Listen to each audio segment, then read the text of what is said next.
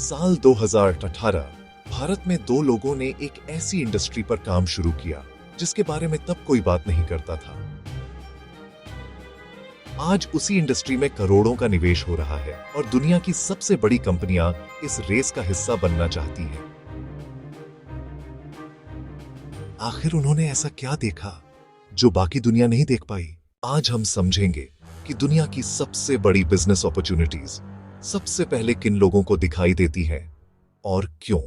नमस्कार, मैं हूं माधव और आप देख रहे हैं नेक्स्ट जेन भारत, जहां हम रिसर्च, एनालिसिस और रियल फैक्ट्स के साथ बिजनेस अपॉर्चुनिटीज समझते हैं ताकि आपका अगला फैसला अंदाजे पर नहीं, सही जानकारी पर आधारित हो। आज भारत इलेक्ट्रिक व्हीकल रेवोल्यूशन के बीच खड़ा है।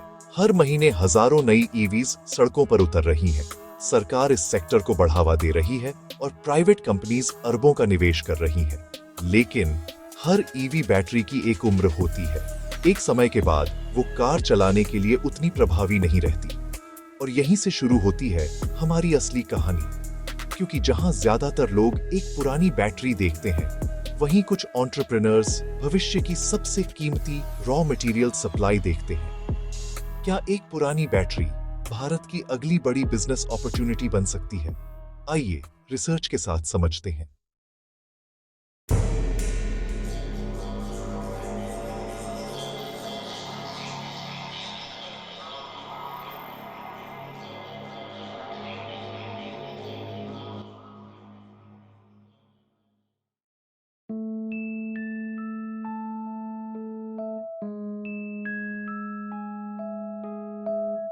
तो सवाल यह है कि अगर पुरानी ईवी बैटरीज इतनी कीमती हैं, तो दुनिया इन्हें फेंकती क्यों नहीं?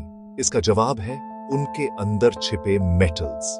लिथियम, निकल, कोबाल्ट, कॉपर, ये सिर्फ मेटल्स नहीं, बल्कि भविष्य की एनर्जी इकोनॉमी की नींव और सबसे कीमती इंडस्ट्रियल एसेट्स हैं। एक ton EV battery black mass से मिलने वाले लिथियम, निकल और कोबाल्ट के लिए कई बार 50 से 200 टन नई माइनिंग करनी पड़ती है। यानी जिसे आज लोग स्क्रैप समझ रहे हैं, वही कल की माइनिंग बन सकता है। इसीलिए दुनिया अब जमीन के नीचे कम और इस्तेमाल हो चुकी बैटरीज के अंदर ज्यादा वैल्यू देख रही है। इसे ही अर्बन माइनिंग कहा जाता है।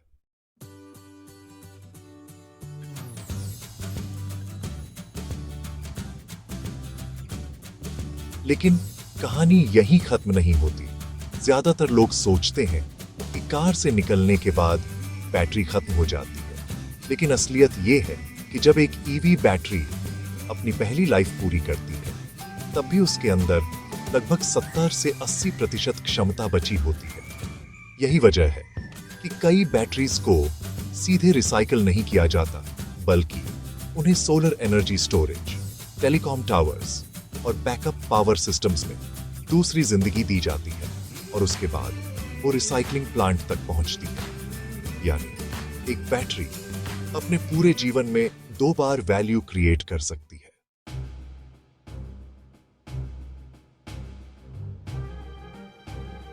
और सबसे महत्वपूर्ण बात, बैटरी रिसाइकलिंग अब सिर्फ एक अच्छा बिजनेस आइडिया नहीं रही। भारत सरकार भी बैटरी वेस्ट मैनेजमेंट रूल्स और नेशनल क्रिटिकल मिनरल मिशन जैसे कदमों से इस इकोसिस्टम को मजबूत बना रही है। इसका मतलब यह नहीं कि सक्सेस तय है, लेकिन इतना जरूर है कि आने वाले वर्षों में इस इंडस्ट्री का महत्व लगातार बढ़ने वाला है।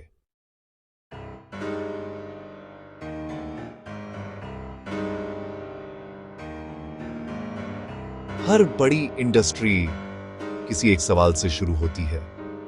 2018 में हार्वर्ड बिजनेस स्कूल के 2 दोस्तों ने एक सवाल पूछा, अगर पुरानी बैटरीज में इतने कीमती मिनरल्स छिपे हैं, तो दुनिया उन्हें सिर्फ कचरा क्यों समझती है?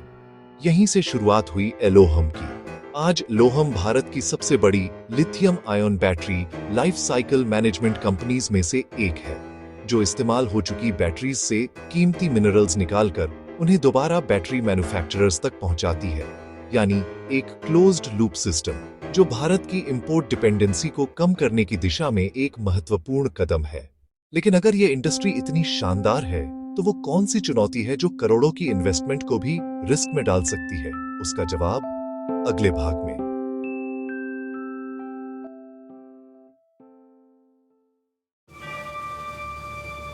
अब तक जो हमने देखा उसे देखकर शायद आपको लग रहा होगा कि यह एक शानदार बिजनेस अपॉर्चुनिटी है, लेकिन नेक्स्ट जेन भारत का काम सिर्फ अपॉर्चुनिटी दिखाना नहीं बल्कि उसकी पूरी रियलिटी दिखाना है।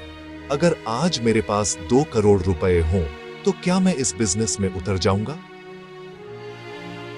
मेरा जवाब होगा नहीं, क्योंकि हर बड़ी अपॉर्चुनिटी के पीछे कुछ सवाल होते हैं जिनका जवाब इन्वेस्टमेंट से पहले मिलना चाहिए।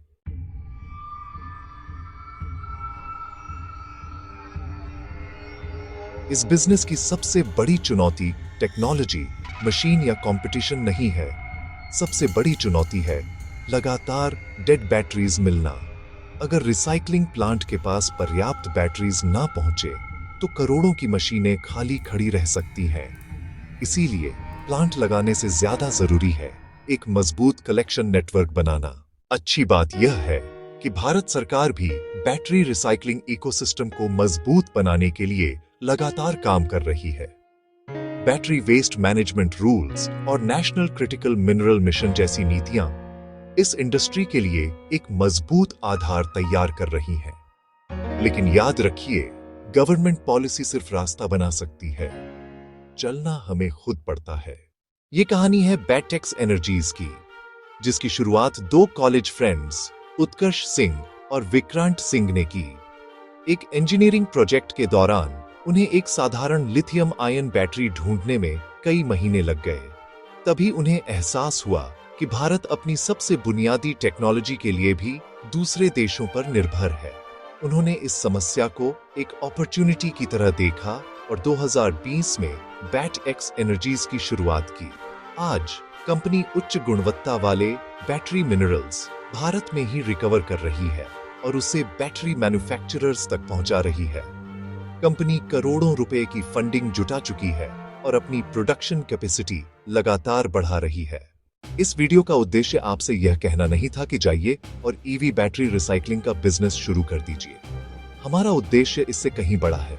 हम चाहते हैं कि जब भी भारत में कोई नई बिजनेस अपॉर्चुनिटी आए तो आप भीड़ का हिस्सा न बनकर रिसर्च के साथ डिसीजन लेने वाले एंटरप्रेन्योर बने। क्योंकि हर बड़ी इंडस्ट्री कभी छोटी थी, लेकिन हर छोटी इंडस्ट्री बड़ी बने ऐसा जरूरी नहीं।